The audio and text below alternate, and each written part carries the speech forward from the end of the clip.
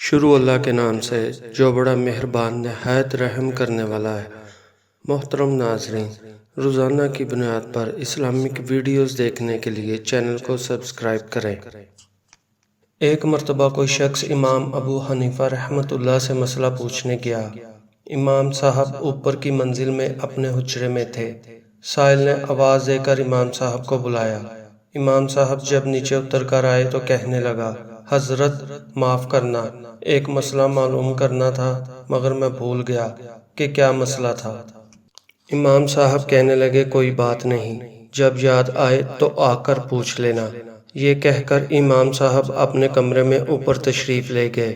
جیسے ہی امام صاحب اوپر چڑھے تو اس شخص نے آواز دی کہ حضرت یاد آ گیا، ذرا نیچے آئیے۔ امام صاحب جب نیچے آئے تو کہنے لگا کہ عجیب بات ہے کہ میں پھر بھول گیا۔ امام صاحب پھر یہ کہہ کر تشریف لے گئے کہ یاد آئے تو معلوم کر لینا، مگر اس نے اسی طرح 7 مرتبہ امام صاحب کو اوپر چڑھایا اور اتارا، یہ بلاتا اور کہتا کہ حضرت بھول گیا۔ آخری مرتبہ جب آپ آئے تو کہنے لگا کہ ہاں اب یاد آ گیا، یہ مسئلہ پوچھنا ہے کہ پخانہ میٹھا ہوتا ہے یا پھیکا۔ آپ رحمت اللہ اس کے بے ڈنگے سوال پر بالکل غصہ نہیں ہوئے اور جواب بھی دیا اور فرمایا کہ پخانہ جب تک تازہ ہوتا ہے میٹھا ہوتا ہے اور جب سوکھ جائے تو پھیکا ہو جاتا ہے۔ اس پر وہ کہنے لگا کہ آپ نے جو کہا ہے اس کی کیا دلیل ہے؟ اللہ تعالیٰ نے امام صاحب کو حیرت انگیز قسم کی ذہانت دی تھی۔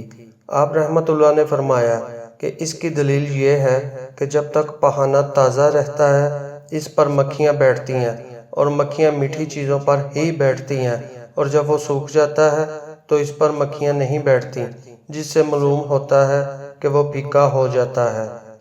ایک اور واقعہ، ایک مرتبہ حضرت عمر رضی اللہ عنہ نے ابی بن کعب رضی اللہ عنہ سے پوچھا کہ بتاؤ تقویٰ کسے کہتے ہیں؟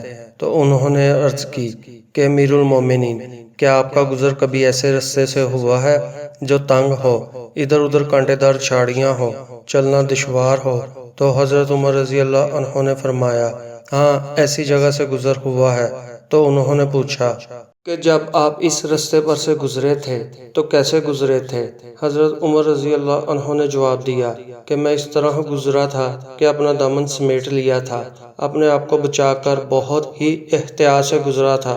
تو حضرت ابی بن کعب رضی اللہ عنہ نے فرمایا کہ بس اسی کا نام تقویٰ ہے، کیونکہ دنیا بھی کانٹوں بھرا رستہ ہے، کہیں بد نظری کے مواقع ہیں تو کہیں کانوں سے گانوں کی آواز ٹکرا رہی ہے، کہیں کفر کے کانٹے ہیں، کہیں شرک و نفاق کے کانٹے ہیں، یہ سب روحانی کانٹے ہیں، ان سب سے بچ کر چلنے کا نام تقویٰ ہے۔